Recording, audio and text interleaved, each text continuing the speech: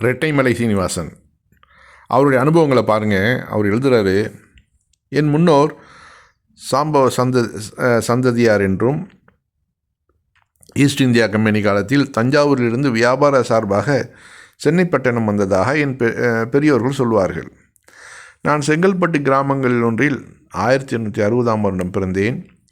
கோயம்புத்தூர் கலாச்சாரையில் நான் வசித்த போது சுமார் 400 பிள்ளைகளில் 100 பேர் தவிர மற்றவர்கள் பிராமணர். ஜாதி கோட்பாடுகள் மிக கடினமாய் கவனிக்கப்பட்டன. இப்போ பாருங்கள், 400 பேர் படிக்கிறாங்க, அதில் 10 பேர் தான் வேறு ஜாதி, பாக்கி எல்லாம் பிராமின்ஸ் தான்.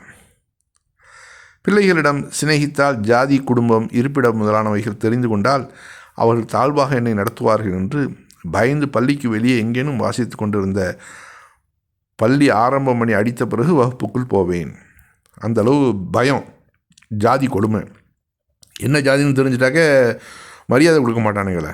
அதான் வகுப்பு கலையும் போது என்னை மாணாக்கர்கள் எட்டாதபடி வீட்டுக்கு கடுகன நடந்து சேருவேன்.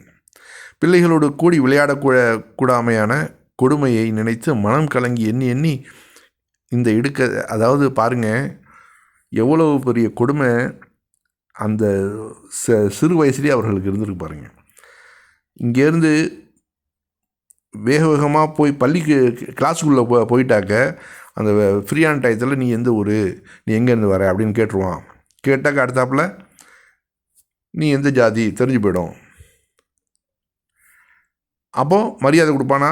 ஓ, இவன் தாழ்த்தப்பட்ட ஜாதியா, அங்கேருந்து வந்திருக்கானே, அப்போ இவனை கொஞ்சம் ஒரு மாதிரியாக தண்ணி குடிக்கக்கூடாது, ஒரே கோலையில் தண்ணி குடிக்கக்கூடாது, எல்லாம் நடந்திருக்குது.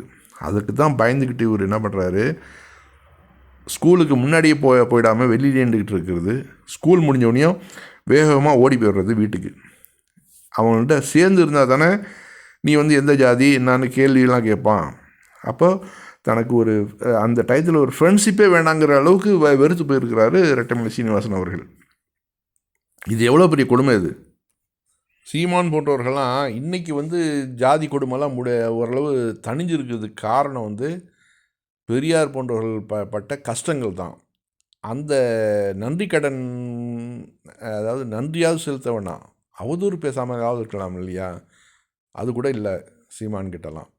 அதான் இந்த ராமநாதபுரத்தில் முஸ்லீம்களை மாறினாங்கல்ல, தாழ்த்தப்பட்ட மக்கள். அப்போது போயிட்டு ஜூனியர் உடனில் போய் கேட்குறாங்க, நீங்கள் முஸ்லீமாக மாறிட்டீங்களே, இப்போ உங்களுக்கு சமத்துவம் கிடைச்சிருமா, எல்லாமே கிடைச்சிருமா உங்களுக்கு அப்படின்னு கேட்குறப்போ, அப்போ அந்த தாழ்த்தப்பட்ட மக்கள் சொல்கிறாங்க, இஸ்லாத்தை மாறினவங்க, அதாவது ஏற்கனவே என்னை டேய் சரவணான்னு கூப்பிட்ட ஒரு ஆள் இப்போ நான் முஸ்லீமாக மாறின பிறகு வாங்க பாயின்னு கூப்பிட்றாப்புல. இது ஒன்று போதும் எனக்கு.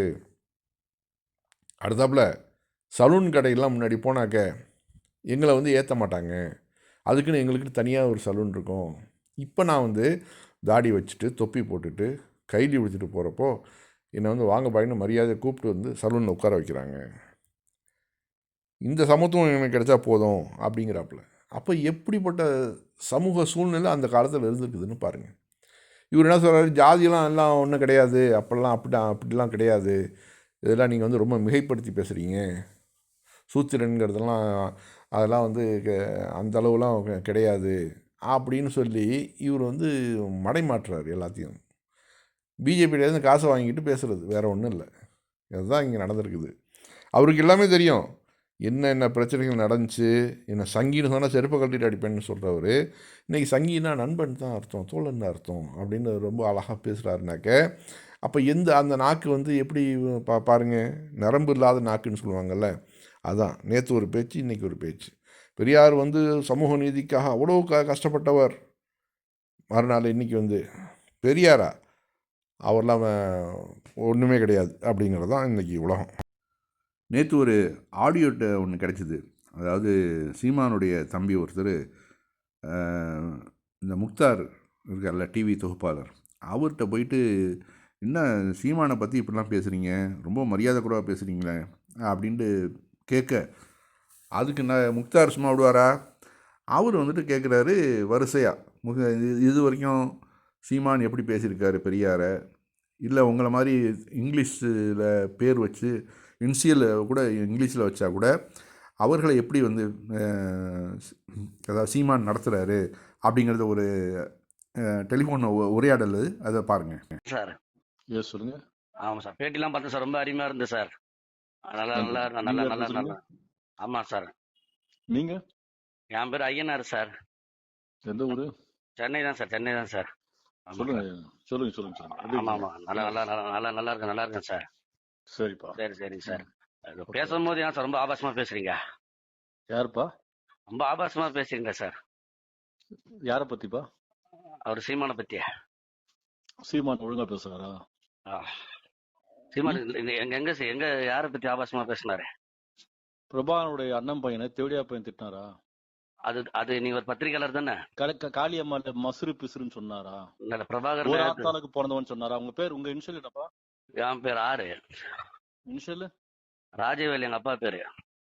ஆறு தானே? ஆமா. இந்த மாதிரி இங்கிலீஷ் ஆறு இனிஷியல் பயன்படுத்துறவங்க அவன் ஆத்தாவை கூட்டி கொடுத்தவன் சொன்னாரு சீமானு.